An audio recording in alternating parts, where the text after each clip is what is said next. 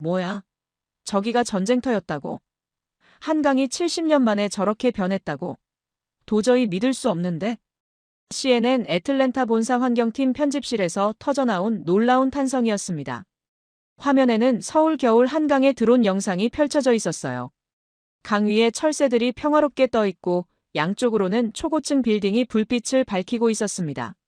하지만 70년 전 그 자리는 얼어붙은 전쟁터였다고 하는데요. 생태학자 레이첼 하워드는 도저히 믿을 수 없었습니다. 대도시 한복판에서 이런 생태 복원이 가능할까? 그런데 더 놀라운 건 그녀의 할아버지도 그 강을 건넜다는 사실이었어요. 한국전쟁 참전 용사였던 92세 에드워드 할아버지가 남긴 말. 그 강은 얼어 있었고 도시는 없었다. 그 얼어붙었던 강이 어떻게 세계적인 도시 생태계로 변했는지. 할아버지와 손녀가 함께 발견한 놀라운 시간 여행을 지금 바로 시작합니다. 잠깐만요. 혹시 지금 어디서 듣고 계신가요? 구독과 좋아요 미리 눌러주시면 건강하고 행복한 기운 듬뿍 받으실 거예요. 저는 레이첼 하워드입니다. CNN 국제환경팀에서 자문생태학자로 일하고 있어요. 도시 생태 복원과 수질 회복 분석이 제 전문 분야죠. 지금 서울에 와 있습니다. 목적은 아주 단순해요. 한강, 겨울철 도시형 생태 복원 사례 검증. 그게 전부였습니다. 서울 도착 첫날 밤, 저는 한강변에 서 있었어요. 12월 중순, 기온은 영하 5도. 하지만 강은 얼지 않았습니다. 놀라운 광경이었어요. 수면 위로 겨울 철새들이 둥글게 모여 떠 있었거든요. 댕기 흰 죽지, 비오리, 흰뺨 검둥오리. 모두 수질이 1급수 수준이어야만 서식하는 종들이었습니다. 멀리 고층 빌딩의 불빛이 물결 위에 길게 비쳤어요. 강남 금융지구의 마천루들이 질서 있게 늘어서 있었습니다. 24시간 돌아가는 대도시의 심장부였죠. 저는 카메라를 들고 촬영하며 중얼거렸어요. 대도시 한복판에서 이 정도 월동 개체수라면 수질은 확실히 안정적이군요. 제가 감동하지는 않았어요. 전 그런 사람이 아니거든요. 데이터를 봅니다. 수치를 분석하죠. 객관적 관찰이 우선입니다. 스마트폰을 꺼내 수질 측정 앱을 실행했어요. pH 7.1, 용존산소 8.7mgl. 완벽한 1급수 기준이었습니다. 그런데 그 순간 문득 떠오르는 문장이 있었어요. 그 강은 얼어 있었어. 할아버지의 목소리였습니다. 에드워드 하워드. 92세. 한국전쟁에 참전했던 미군이었어요. 어릴 적 한번 들었던 말이 갑자기 기억났습니다. 그 강은 얼어 있었고 도시는 없었다. 저는 고개를 저었어요. 지금은 과거가 아니라 현재입니다. 생태 복원 데이터를 확인하러 온 거죠. 개인적 감상에 빠질 시간은 없었어요. 강변 산책로를 따라 걸으며 관찰을 계속했습니다. 놀라운 점이 하나 더 있었어요. 늦은 시간인데도 시민들이 나와 있었거든요. 조깅하는 직장인, 산책하는 연인, 자전거를 타는 학생들. 모든 사람들의 표정이 평온했습니다. 야간 치안에 대한 불안감이 전혀 보이지 않았어요. 야간 이용률이 이렇게 높은데도 철새가 떠나지 않네요. 저는 메모장에 적었습니다. 이건 정말 흔하지 않은 현상이에요. 보통 도시 지역에서는 인간 활동이 활발하면 야생동물이 스트레스를 받거든요. 특히 야간 조명과 소음은 조류에게 치명적이죠. 그런데 여기서는 완벽한 공존이 이루어지고 있었어요. 시민들은 편안하게 이용하고 새들도 편안하게 휴식하고 저는 망원경으로 새들을 더 자세히 관찰했어요. 스트레스를 받는 징후가 전혀 보이지 않았습니다. 오히려 안정적으로 먹이 활동을 하고 있었어요. 강 건너편으로 보이는 서울 스카이라인도 인상적이었어요. 롯데월드타워가 하늘을 찌를 듯 솟아 있었고 주변으로 수십 개의 고층 빌딩들이 불빛을 밝히고 있었습니다. 지하철이 한강철교를 건너가는 소리가 들렸어요. 하지만 그 소리조차 새들에게는 방해가 되지 않는 것 같았습니다. 완벽한 소음 관리가 이루어지고 있었어요. 저는 환경 측정기를 꺼내 소음도를 재봤어요. 45데시벨. 도서관 수준이었습니다. 대도시 한복판이라고는 믿어지지 않는 수치였어요. 정말 체계적으로 설계됐구나. 저는 감탄했습니다. 하지만 한 가지 의문이 들기 시작했어요. 이 모든 개발이 언제 이뤄진 걸까요? 그리고 어떤 과정을 거쳤을까요? 찬 겨울바람이 뺨을 스쳤어요. 그런데 공간 전체의 분위기는 따뜻했습니다. 가로등이 일정한 간격으로 길을 밝혔고 벤치마다 시민들이 편안하게 앉아 있었어요. 저는 할아버지가 보셨다는 그 강을 상상해 보려 했어요. 70년 전 겨울, 얼어붙은 한강. 지금의 이 모습과는 어떻게 달랐을까요? 하지만 상상이 잘 되지 않았어요. 지금의 한강이 너무나 완성된 모습이었거든요. 마치 처음부터 이렇게 설계된 것처럼 자연스러웠어요. 호텔로 돌아가는 길에 저는 계속 생각했어요. 할아버지가 말씀하신 그 얼어붙은 강과 지금 제가 본 이 살아있는 강이 정말 같은 곳일까요? 그리고 만약 같은 곳이라면 도대체 어떤 일이 있었던 걸까요?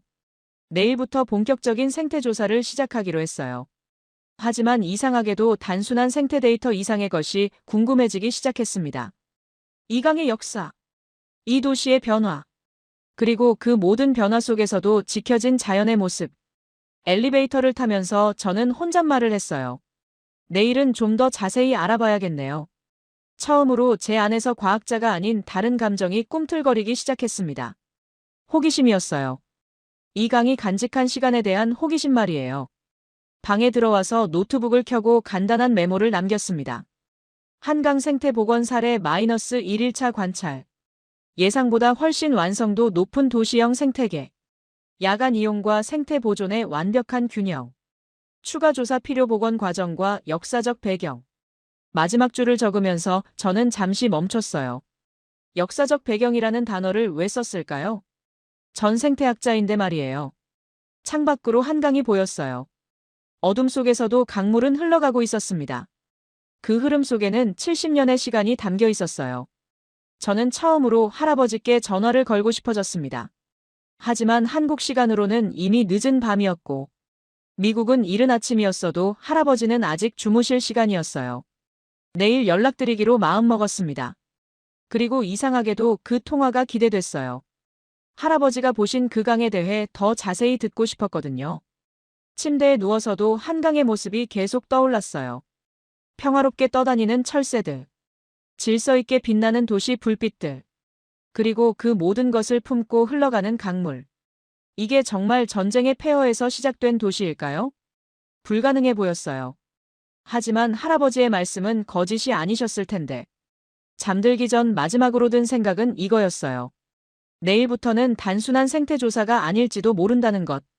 어쩌면 시간 여행이 될지도 모른다는 것. 그리고 그 여행 끝에서 저는 무엇을 발견하게 될까요? 다음 날 새벽 6시. 저는 다시 한강으로 나왔습니다. 새벽 공기는 더 차갑고 맑았어요. 호텔에서 나와 택시를 탔는데 운전사 아저씨가 말했습니다. 외국분이세요? 한강 새벽 구경 가시는군요. 요즘 외국인들이 많이 와요. 특히 생태 관련해서요. 서울시 담당자 김도현 씨가 한강 망원지구 입구에서 마중 나와 있었어요. 수변 생태 정책 총괄을 맡고 있다고 했습니다. 40대 초반의 차분하고 전문적인 분위기였어요. 두꺼운 파일과 태블릿을 들고 계셨습니다. 이렇게 새벽에 나오신 이유가 있나요? 김 씨가 궁금해하며 물어봤어요. 철새 활동이 가장 활발한 시간이거든요. 저는 카메라와 망원경을 준비하며 답했습니다. 먹이사슬 상태를 확인하기에는 새벽이 최적이에요. 사람들의 간섭도 적고 새들의 자연스러운 행동을 관찰할 수 있거든요. 강변으로 내려가니 정말 놀라운 광경이 펼쳐졌어요. 강 위에는 각종 겨울 철새들이 질서정연하게 흩어져 있었습니다. 댕기 흰죽지가 물속으로 머리를 푹 집어넣고 먹이를 찾고 있었어요. 비오리는 유속이 있는 곳에서 헤엄치고 있었고 흰뺨 검둥오리들은 무리를 이루어 떠 있었습니다. 저기 보이는 새들 종류를 확인해 보시겠어요? 김 씨가 조용히 말했어요. 저는 망원경으로 들여다봤습니다. 댕기 흰죽지, 비오리, 흰뺨 검둥오리, 그리고 저기 멀리 청둥오리도 보이네요. 수면이 정말 깨끗해요. 물속까지 훤히 들여다보이니까요. 정말 놀라웠어요. 도시 한복판을 흐르는 강에서 이런 투명도는 쉽게 볼 수 없거든요. 물속에서 작은 물고기들이 무리지어 헤엄치는 모습까지 선명하게 보였습니다. 물고기들도 많이 보이는군요. 저는 감탄하며 말했어요. 김 씨가 자료를 펼쳐 보여줬습니다. 현재 이 구간의 어류는 30여 종이 서식하고 있어요. 잉어, 붕어, 베스, 블루길은 물론이고 은어, 황쏘가리까지 다양하죠. 정말 다양하네요. 1990년대에는 어땠나요? 그때는 5종 정도밖에 없었어요. 김 씨가 태블릿을 보여주며 설명했습니다. 수질이 워낙 나빠서 생존할 수 있는 종이 극히 제한적이었거든요. 6배나 증가한 거였어요. 생태학적으로 보면 정말 놀라운 회복 속도였습니다. 보통 도시 하천에서 이런 생물 다양성 회복은 수십 년이 걸리거든요. 전쟁 직후에는 이 강이 어떤 상태였나요? 저는 좀 더 구체적으로 알고 싶었어요. 김 씨의 표정이 진지해졌습니다. 1953년 휴전 직후에는 이 강이 완전히 달랐어요. 하수처리 시설은 물론 상수도 시설도 제대로 없었죠. 강변에는 판잣집이 빼곡히 들어서 있었고 생활하수가 그대로 강으로 흘러들었어요. 저는 잠시 할아버지를 떠올렸어요. 1953년 그해 겨울, 20살이던 할아버지가 이 강 근처 어딘가에 있었을 거예요. 얼어붙은 강을 건너면서 무슨 생각을 하셨을까요? 하지만 저는 감정을 접고 전문가로서 질문을 이어갔습니다. 현재 수질 등급은 어느 정도인가요? BOD 기준으로 1급수에서 2급수 사이를 유지하고 있어요. 김 씨가 구체적인 수치를 보여줬습니다.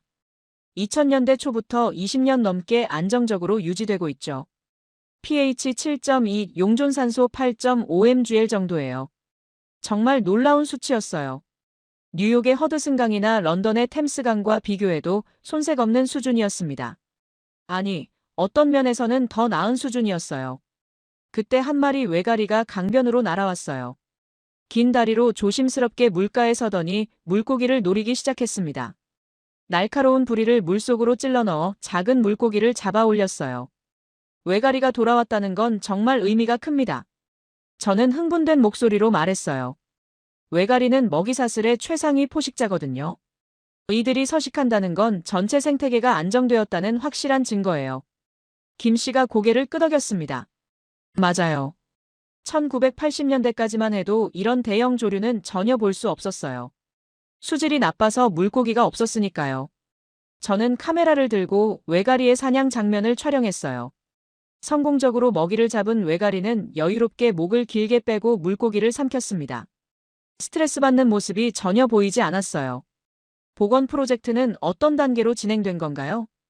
크게 3단계로 나눌 수 있어요. 김 씨가 자세히 설명해 줬습니다. 1980년대는 하수처리 시설 구축 단계였어요. 판잣집을 정리하고 하수관로를 새로 깔았죠. 1990년대는 수질 개선에 집중했고요. 2000년대 들어서는 본격적인 생태 복원 사업을 시작했어요.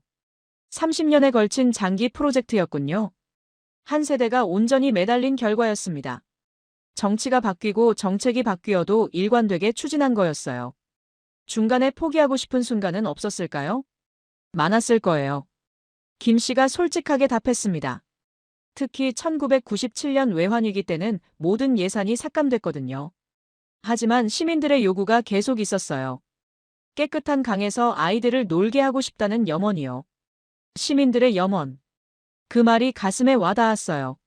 할아버지 세대가 지켜낸 이 도시에서 그 다음 세대들이 꿈을 키워낸 거였구나. 저는 강 건너편을 바라봤어요. 여의도 금융지구의 고층 빌딩들이 아침 햇살을 받아 반짝이고 있었습니다. 63빌딩, IFC, 파크원 타워들이 질서정연하게 늘어서 있었어요. 저 빌딩들이 지어질 때 생태계에 영향은 없었나요? 환경 영향평가를 매번 거쳤어요. 김 씨가 답했습니다. 개발과 보존의 균형을 맞추는 게 가장 어려운 부분이었죠. 하지만 포기하지 않고 계속 해법을 찾았어요. 정말 놀라운 접근이었어요. 대부분의 도시에서는 개발이 우선이고 환경은 나중에 생각하거든요. 그런데 여기서는 처음부터 둘 다 고려했다는 거잖아요. 이때 수면에 작은 파장이 일어났어요. 물고기 떼가 지나가면서 만든 물결이었습니다. 새벽 햇살에 비친 물결이 정말 아름다웠어요.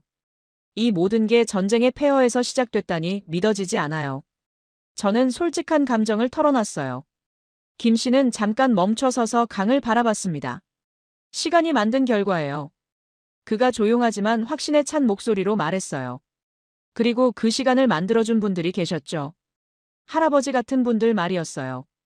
그분들이 지켜낸 시간과 공간 위에서 이런 기적 같은 회복이 이루어진 거였습니다. 그날 밤 10시. 저는 다시 한강 산책로를 찾았어요. 야간 생태 활동을 확인하기 위해서였습니다. 대부분의 조류는 밤에는 휴식을 취하지만 도시 환경이 그들에게 스트레스를 주는지 확인하고 싶었거든요. 호텔에서 나와 택시를 타고 한강공원으로 향했어요. 운전사 아저씨가 말했습니다. 밤에 한강 가세요? 요즘 야경이 정말 좋아요. 안전하니까 걱정 마세요. 경찰들도 순찰 돌고요. 택시에서 내리자 정말 놀라운 광경이 펼쳐졌어요. 밤 10시가 넘었는데도 한강 산책로에는 여전히 많은 사람들이 있었습니다. 조깅하는 직장인들, 천천히 산책하는 중년 부부, 자전거를 타는 대학생들. 이 시간에도 이렇게 많은 사람들이 나와 있다고? 저는 놀라며 혼잣말을 했어요. 미국에서는 상상하기 어려운 장면이었거든요. 뉴욕의 센트럴파크도 밤에는 위험하다고 해서 들어가지 말라고 하는데 여기는 밤 10시에도 시민들이 자유롭게 산책을 즐기고 있었어요. 산책로를 따라 걸어보니 조명 시스템이 정말 잘 되어 있었어요. 가로등이 일정한 간격으로 설치되어 있었는데 밝기가 절묘했습니다. 너무 밝지도 않고 너무 어둡지도 않게 조절되어 있었어요. 저는 망원경을 꺼내 강 위를 살펴봤습니다. 새벽에 봤던 철새들이 여전히 떠 있었어요. 댕기 흰죽지들이 무리를 이루어 조용히 휴식을 취하고 있었습니다. 야간 조명이 새들에게 방해가 되지 않는 것 같네요. 저는 감탄했어요. 이건 정말 드문 일이에요. 보통 도시의 야간 조명은 철새들의 생체 리듬을 교란시키거든요. 특히 이동 중인 철새들은 인공 조명 때문에 길을 잃는 경우가 많아요. 그런데 여기서는 그런 문제가 전혀 보이지 않았습니다. 벤치에 앉아 책을 읽는 20대 여학생이 눈에 띄었어요. 혼자 앉아 있는데 전혀 불안해 보이지 않았습니다. 강변에서 전화통화를 하는 직장인도 있었고 커피를 마시며 야경을 감상하는 연인도 있었어요. 정말 안전한 도시구나. 저는 실감했어요. 그때 김도현 씨에게서 전화가 왔어요. 지금 어디 계세요? 아, 한강공원에 나와 계시는군요. 제가 갈게요. 30분 후 김 씨가 도착했어요. 평상복을 입고 왔는데도 여전히 전문가다운 분위기였어요. 손에는 태블릿과 측정 장비를 들고 있었습니다. 야간 생태 활동을 확인하고 계시는군요. 김 씨가 말했어요. 좋은 아이디어예요. 낮과 밤의 차이를 비교해 볼 수 있으니까요. 이런 야간 이용률이 높은데도 새들이 떠나지 않는 게 신기해요. 저는 솔직한 의견을 말했어요. 김 씨가 태블릿을 열어 자료를 보여줬습니다. 조명 설계에 많은 신경을 썼어요. 빛의 각도, 색온도, 밝기를 모두 조절했죠. 새들에게는 방해가 되지 않으면서도 시민들에게는 안전한 환경을 만드는 게 목표였어요. 정말 과학적인 접근이었어요. 구체적으로 어떤 기준을 적용한 건가요? LED 조명의 색온도를 3000K 이하로 맞췄어요. 김 씨가 자세히 설명해 줬습니다. 차가운 백색광 대신 따뜻한 노란빛을 사용한 거죠. 그리고 빛이 하늘로 새어나가지 않도록 차광판도 설치했고요. 왜 그런 세심한 배려를 했을까요? 철새들의 이동 경로이기 때문이에요. 김 씨가 답했습니다. 한강은 동아시아 철새들의 중요한 경유지거든요. 우리가 편리하자고 그들의 길을 막을 순 없잖아요. 그 말이 깊이 와닿았어요. 인간의 편의와 자연의 권리를 동시에 고려한 거였죠. 이런 철학이 바탕에 있기 때문에 이런 결과가 나올 수 있었던 거군요. 야간 치안 수준은 어떻게 유지하는 건가요? 저는 또 다른 궁금증을 물어봤어요. 단순히 경찰력만으로는 불가능해요. 김 씨가 답했습니다. 시민의식, 도시 설계, 사회 안전망이 모두 작용한 결과죠. CCTV도 적절히 배치되어 있고 비상벨 시스템도 구축되어 있어요. 저는 주변을 다시 둘러봤어요.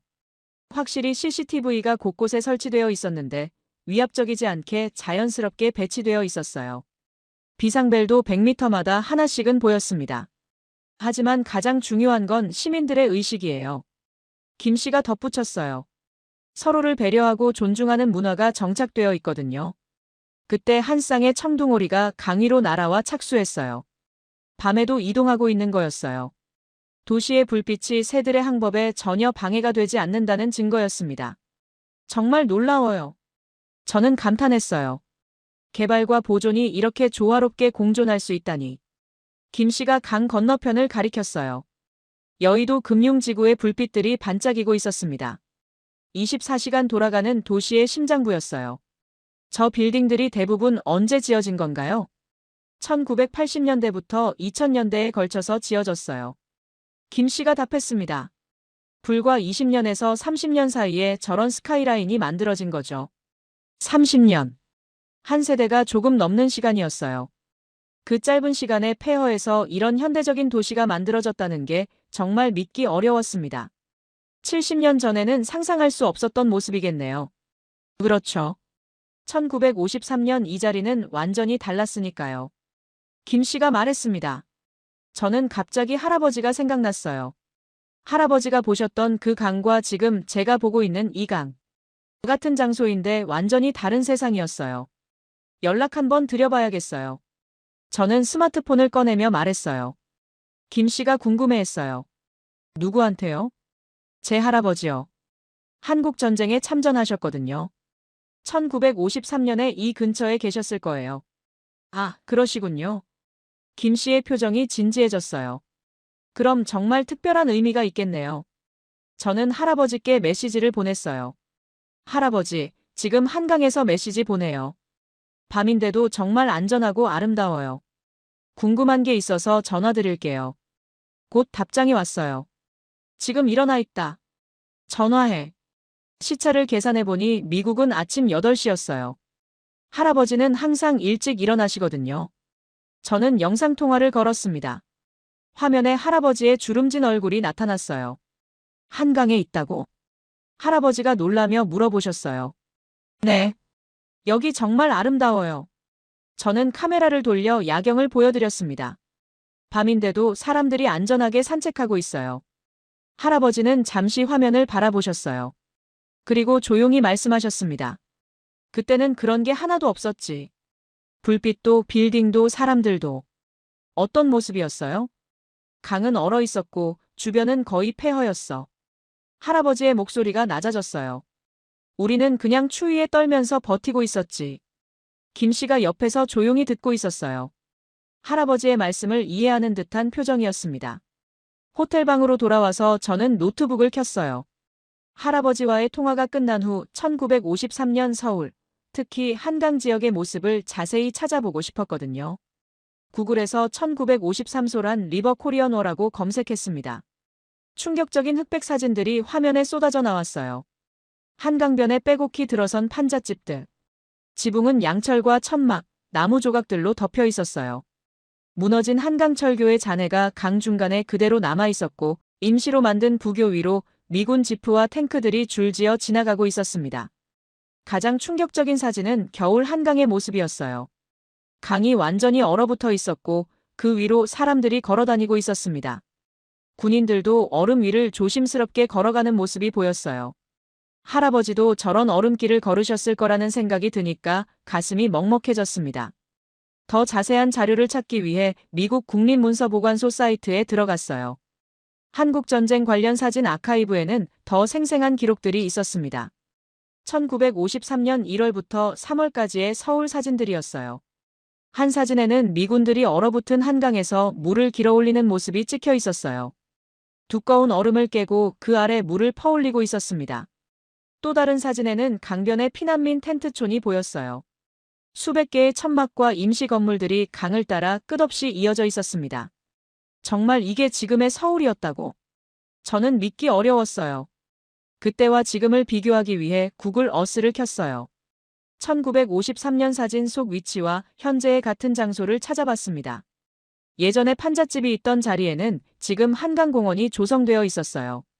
무너진 다리가 있던 곳에는 현대적인 대교가 놓여 있었고요. 저는 다시 할아버지께 영상통화를 걸었어요. 할아버지, 1953년 한강 사진을 찾아봤어요. 정말 많은 자료가 있네요. 할아버지는 안경을 고쳐 쓰시더니 화면을 자세히 보셨어요. 제가 찾은 사진들을 하나씩 보여드렸습니다. 아, 맞다. 이거야. 할아버지가 얼어붙은 한강 사진을 보며 말씀하셨어요. 우리도 저 얼음 위를 걸었어. 정말 위험하지 않았나요? 얼음이 두꺼웠으니까 괜찮았지. 할아버지가 말씀하셨어요. 하지만 춥긴 정말 추웠어. 영하 15도까지 내려갔거든. 이 임시 부교도 기억나세요? 저는 또 다른 사진을 보여드렸어요. 그럼 우리가 만든 거야. 할아버지가 고개를 끄덕이셨어요. 다리가 다 무너져서 임시로 만든 거지. 지프랑 탱크가 겨우겨우 지나갈 수 있을 정도였어. 할아버지의 목소리에서 그때의 생생한 기억이 느껴졌어요. 70년이 지났는데도 마치 어제 일처럼 또렷하게 기억하고 계셨습니다. 그때 이강 주변은 어떤 모습이었어요? 거의 폐허였지. 할아버지가 천천히 말씀하셨어요. 제대로 된 건물이라고는 몇 개 안 됐고, 사람들은 대부분 임시 건물이나 텐트에서 살고 있었어. 저는 현재 한강 야경 사진을 보여드렸습니다. 오늘 밤에 찍은 여의도 금융지구의 불빛들이었어요.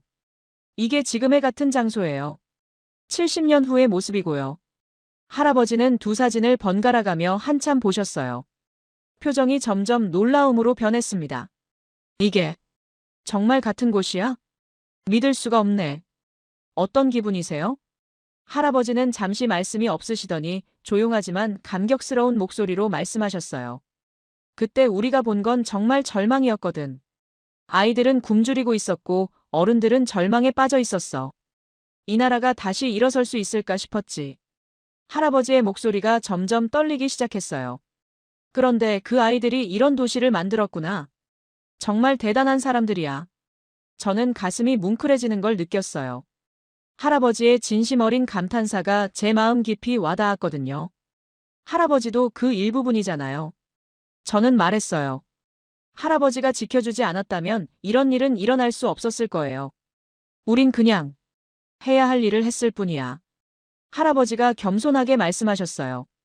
우리는 영웅도 뭣도 아니었어. 그냥 무서워하는 어린애들이었지. 할아버지의 겸손한 말씀이 더욱 감동적이었어요. 20살 청년이 낯선 나라에 와서 추위와 두려움을 견뎌냈는데 그걸 당연한 일이었다고 말씀하시니까요. 하지만 그 결과는 정말 놀라워요. 그래, 정말 놀라워. 할아버지가 다시 현재 사진을 보며 말씀하셨어요. 그때 그 굶주린 아이들이 이런 번영을 만들어냈다니. 정말 자랑스러운 사람들이야. 한국 사람들이 할아버지를 기억하고 있다는 걸 아세요? 그럴까? 할아버지가 의외라는 표정을 지으셨어요. 네. 참전 용사를 위한 기념관도 있고 매년 추도식도 해요. 저는 설명했어요. 리비지트 코리아라는 프로그램도 있어서 참전 용사들을 초청하기도 하고요. 그런 게 있구나. 할아버지가 놀라워하셨어요. 그분들이 할아버지 같은 분들을 절대 잊지 않겠다고 하시더라고요. 할아버지는 한참 동안 말씀이 없으시더니 천천히 고개를 끄덕이셨어요. 그럼 우리가 한 일이 헛되지 않았구나. 통화를 마치고 저는 침대에 앉아 긴 생각에 잠겼어요. 할아버지가 보신 그 절망적인 폐허 위에서 정말 이런 기적 같은 도시가 만들어진 거였군요. 그리고 그 도시는 이제 경제 발전을 넘어서서 생태까지 복원해서 전 세계가 배우러 오는 모델이 되었고요. 더욱 놀라운 건 그 과정에서 은혜를 잊지 않고 있다는 것이었어요. 창밖으로 서울의 야경이 보였습니다. 조용히 흐르는 한강 위로 도시의 불빛이 길게 비치고 있었어요. 할아버지가 걸으셨던 그 얼어붙은 강 위로 지금은 희망의 빛이 흘러가고 있었습니다. 다음 날 오전 김도현 씨는 저를 63빌딩 전망대로 데려갔어요. 서울 전체를 한눈에 볼 수 있는 곳이었습니다. 엘리베이터를 타고 60층까지 올라가는 동안 김 씨가 말했어요. 여기서 보면 한강을 중심으로 한 도시 발전 과정을 이해하기 쉬워요. 레이첼 씨처럼 생태학자분들이 특히 좋아하시는 장소죠. 전망대에 도착해서 창밖을 내려다보니 정말 장관이었어요. 한강이 도시 중앙을 S자 모양으로 굽이치며 흘러가고 양쪽으로는 고층 빌딩들이 질서 있게 늘어서 있었습니다. 강남과 강북이 한눈에 들어왔어요. 김 씨가 큰 지도를 펼쳐 보여줬습니다. 1953년 전쟁 직후에는 한강 이북의 작은 지역만 도시였어요. 지금 보시는 강남 지역은 대부분 농지였죠. 강남 지역을 가리키며 설명을 계속했어요. 저기 보이는 테헤란로의 고층 빌딩들, 코엑스, 롯데타워. 모두 1970년대 이후에 개발된 곳들이에요. 언제부터 저렇게 개발된 거죠? 김 씨가 태블릿을 열어 연대기를 보여줬습니다. 1970년대부터 본격적인 강남 개발이 시작됐어요. 이때부터 이른바 한강의 기적이라고 부르는 시기가 시작됐죠. 한강의 기적. 대학교 경제학 수업에서 배웠던 용어였어요. 한국이 짧은 시간에 이룬 압축 성장을 일컫는 말이었죠. 구체적인 수치로는 어떤가요? 김 씨가 자료를 보여줬어요. 1953년 전쟁 직후 1인당 GDP가 67달러였어요. 2023년 현재는 32,000달러가 넘습니다. 약 480배 성장이었어요. 70년이라는 시간을 고려해도 놀라운 성장률이었습니다. 한 세대 만에 최빈국에서 선진국이 된 거였어요. 세계에서 이런 사례가 또 있나요? 거의 없어요. 김 씨가 답했습니다. 특히 전쟁으로 완전히 파괴된 상태에서 시작해서 이 정도로 성장한 나라는 한국이 유일하죠. 저는 한강을 다시 내려다봤어요. 이 강이 단순한 하천이 아니라 기적의 상징이었구나 하는 생각이 들었습니다. 할아버지가 건넜던 그 얼어붙은 강에서 이런 번영이 시작된 거였어요. 1988년 서울올림픽이 중요한 전환점이었죠. 김 씨가 덧붙였어요. 그때부터 세계가 한국을 다르게 보기 시작했어요. 올림픽. 전 세계에 한국의 발전상을 알린 계기였죠. 그전까지는 어떻게 인식됐나요? 전쟁과 분단의 나라 정도로 알려져 있었어요. 김 씨가 솔직하게 답했습니다. 가난하고 위험한 나라라는 이미지가 강했죠. 그런데 올림픽을 통해 완전히 바뀐 거였어요. 체계적인 도시 인프라, 첨단 기술, 문화적 역량을 전 세계에 보여준 거죠. 생태복원은 언제부터 시작한 거죠? 경제가 어느 정도 안정된 1990년대부터예요. 김 씨가 답했습니다. 먹고 사는 문제가 해결되고 나서야 환경을 생각할 여유가 생겼거든요. 정말 체계적인 접근이었어요. 생태 회복은 경제 기반이 튼튼해야 가능하거든요. 기본적인 생존이 확보되어야 환경을 돌볼 수 있으니까요. 지금은 OECD 개발원조위원회 회원국이죠. 2009년에 가입했어요. 김 씨가 자랑스러워하며 말했습니다. 원조를 받던 나라에서 주는 나라가 된 거죠. 이 부분이 정말 놀라웠어요. 전 세계에서 원조를 받던 나라가 원조를 주는 나라로 바뀐 사례는 정말 손에 꼽거든요. 한국이 그 몇 안 되는 나라 중 하나였던 거예요. 한국이 지원하는 나라들이 많나요? 아프리카, 동남아시아, 중남미 등 전 세계 140여 개국을 지원하고 있어요. 김 씨가 구체적으로 설명했습니다. 특히 한국의 발전 경험을 바탕으로 한 개발 협력이 인기가 많아요. 어떤 분야에서요? IT 인프라 구축, 교육 시스템, 의료보건 분야가 주요해요. 김 씨가 답했습니다. 그리고 요즘에는 환경보건 기술도 많이 전수하고 있어요. 환경보건 기술. 바로 제가 여기서 보고 있는 한강의 생태보건 같은 것들 말이었어요. 한국이 경험한 시행착오와 성공 사례들을 다른 나라와 나누고 있는 거였죠. 순환이 완성된 거네요. 그렇죠. 그래서 더 의미가 있어요. 김 씨가 답했습니다. 받은 도움에 대한 감사를 다른 나라를 돕는 것으로 표현하고 있는 거죠. 전망대를 나서면서 저는 깊이 생각했어요. 할아버지가 지키려 했던 건 단순한 영토가 아니었구나. 미래의 가능성을 지켜준 거였어요. 그 가능성이 꽃피워서 지금 전 세계를 돕는 나라가 된 거였고요. 김도현 씨가 저에게 흥미로운 영상 자료를 보여줬어요.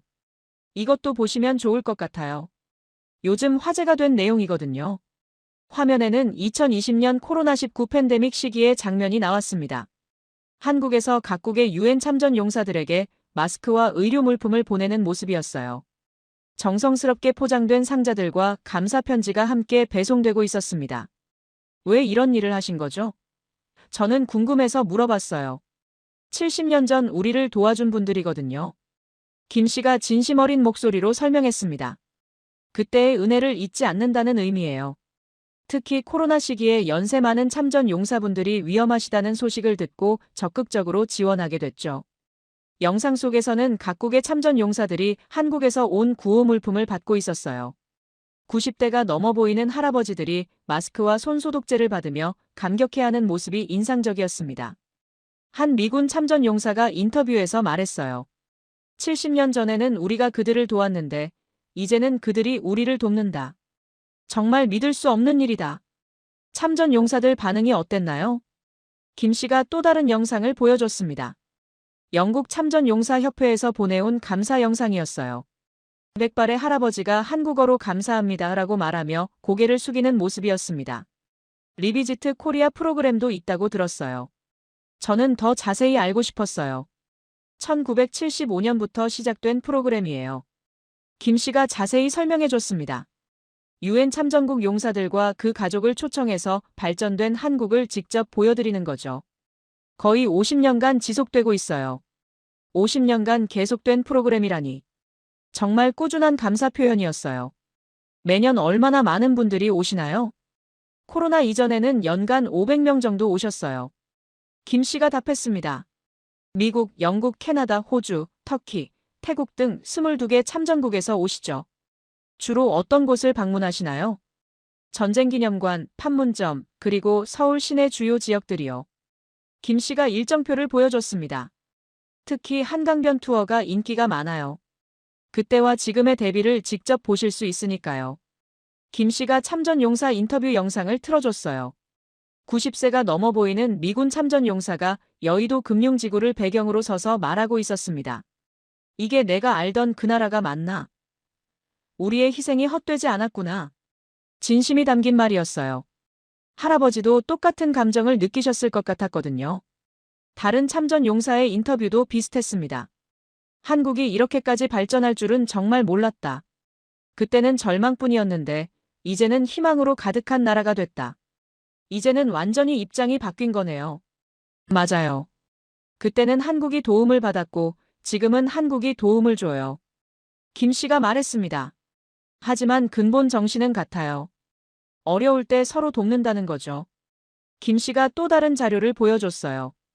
한국이 각국에 보낸 의료진과 구호물품 목록이었습니다. 코로나 때만이 아니에요. 김 씨가 설명했습니다.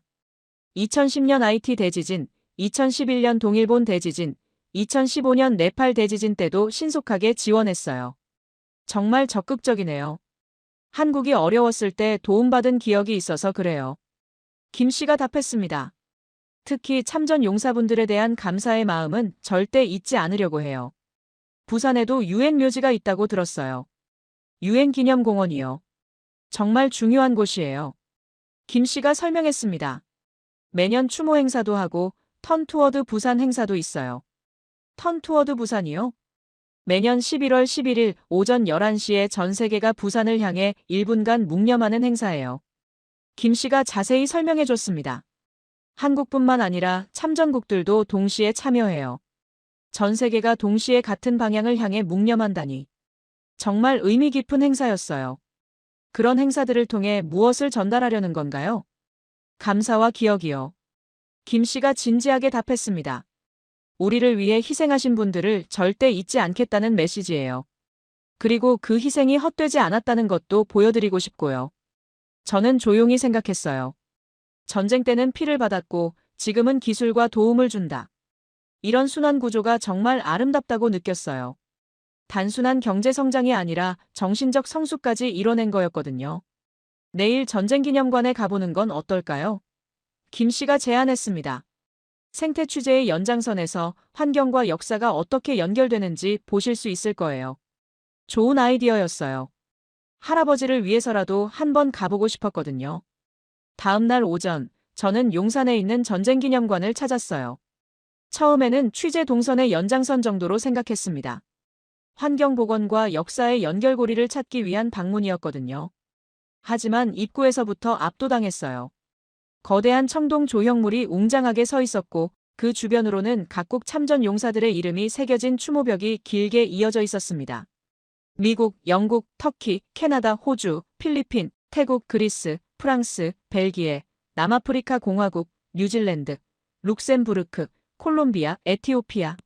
22개국의 이름들이 차례대로 새겨져 있었어요. 저는 그 앞에서 잠시 멈춰 섰어요. 할아버지의 이름도 저 어딘가에 있을 텐데. 김도현 씨가 옆에서 조용히 말했습니다. 한 번도 만나본 적 없는 사람들을 위해 싸우러 온 분들입니다. 그 말이 가슴에 깊이 와닿았어요. 정말 그랬어요. 할아버지도 한국인을 한 번도 만나본 적이 없으셨을 거예요. 하지만 이 낯선 나라를 지키기 위해 오셨던 거죠. 저는 스마트폰을 꺼내 할아버지께 영상통화를 걸었어요. 할아버지, 지금 전쟁기념관에 와 있어요. 시차를 계산하니 미국은 밤 10시였어요. 할아버지는 평소보다 늦게까지 깨어 계셨나 봐요. 화면 속에서 안경을 쓰고 계신 모습이 보였어요. 전쟁기념관이라고? 할아버지가 놀라며 물어보셨어요. 네. 여기에 참전 용사분들 이름이 새겨져 있어요. 저는 카메라를 돌려 추모벽을 보여드렸습니다. 할아버지 이름도 여기 어딘가에 있을 거예요. 할아버지는 화면을 한참 바라보셨어요. 표정이 점점 진지해지더니 조용히 말씀하셨습니다. 그때 우린 그냥 버티려고 했지. 무슨 일이 일어날지도 몰랐고. 지금 서울 모습을 보시면 어떤 기분이실까요? 할아버지는 잠시 생각하시더니 말씀하셨어요. 그 버팀이 이런 결과를 만들었구나. 김 씨가 옆에서 듣고 계시다가 조심스럽게 말했어요. 할아버지께 감사드린다고 전해주세요. 저는 김 씨의 말을 통역해드렸어요.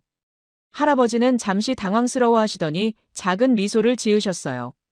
고마워할 건 우리가 없지. 할아버지가 겸손하게 말씀하셨어요.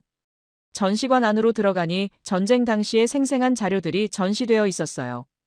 폐허가 된 서울의 모습, 피난민들의 행렬, 그리고 젊은 군인들의 사진들. 그 중에서도 한강을 건너는 유엔군들의 사진이 특히 눈에 띄었어요. 임시부교 위로 지프와 탱크들이 조심스럽게 지나가고 있었습니다. 1951년 3월 서울 수복작전 때의 모습이라고 설명되어 있었어요. 저는 그 사진을 자세히 봤어요. 70년 전 바로 그 자리에 할아버지도 계셨을 거예요.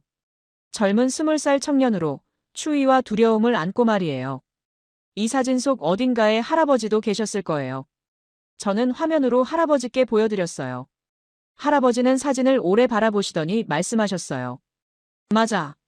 우리도 저런 식으로 강을 건넜어. 정말 조심스럽게 한 발 한 발. 전시관을 둘러보면서 저는 많은 생각을 했어요. 이 모든 희생과 노력이 지금의 한강, 지금의 서울을 만든 거구나. 단순히 경제 발전만이 아니라 생태 복원까지 가능하게 한 기반이 된 거구나. 전시관 밖으로 나오니 멀리 서울 도심이 보였어요. 고층 빌딩들이 햇살을 받아 반짝이고 있었습니다. 엔서울타워가 남산 위에서 도시를 내려다보고 있었고요. 전쟁의 기억과 현재의 번영이 한 프레임 안에 들어왔어요. 김 씨가 조용히 말했습니다. 이런 대비를 볼 때마다 정말 많은 분들의 희생이 있었다는 걸 실감해요. 저는 고개를 끄덕였어요. 할아버지와 할아버지의 동료들, 그리고 한국의 선조들. 모든 분들의 희생과 노력이 합쳐져서 지금의 기적을 만든 거였어요. 내일이 마지막 날이에요. 저는 김 씨에게 말했어요. 한강에서 최종 촬영을 하면서 이번 취재를 마무리하려고 해요. 좋은 결론이 나오길 바라요. 김 씨가 진심으로 말했습니다. 마지막 날 저녁. 저는 한강공원 여의도 구역에 나와 있었어요. 일주일간의 취재를 마무리하며 최종 결론을 내릴 시간이었습니다. 한강 위로 해가 지고 있었어요. 강물은 붉은 노을을 머금고 천천히 흘러가고 있었습니다. 겨울 철새들이 수면에서 평화롭게 휴식을 취하고 있었고 곧 도시의 야경이 시작될 예정이었어요. 저는 벤치에 앉아 노트북을 펼쳤습니다. CNN에 보낼 최종 리포트를 작성해야 했거든요. 한강 생태 복원 프로젝트 마이너스 도시와 자연의 완벽한 조화. 제목부터 고민이 됐어요. 이번 취재는 단순한 생태 복원 사례를 넘어선 무언가가 있었거든요. 1953년 한강은 얼어 있었다. 저는 첫 문장을 이렇게 시작했어요.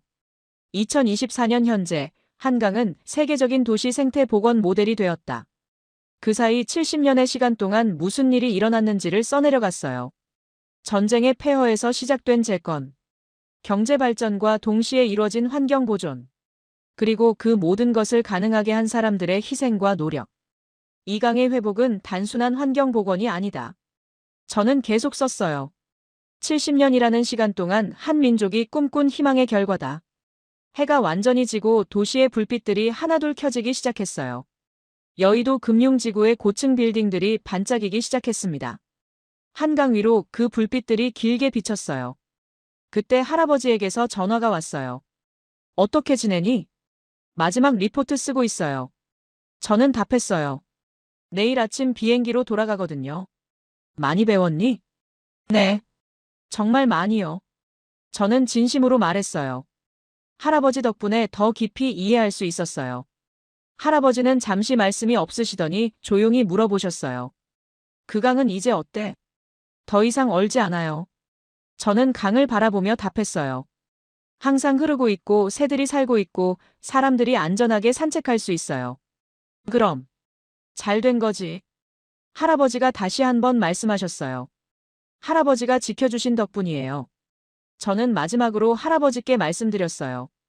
할아버지가 건너던 그 강이 이렇게 아름다운 곳으로 변했어요. 할아버지는 한참 동안 말씀이 없으시더니 천천히 말씀하셨어요.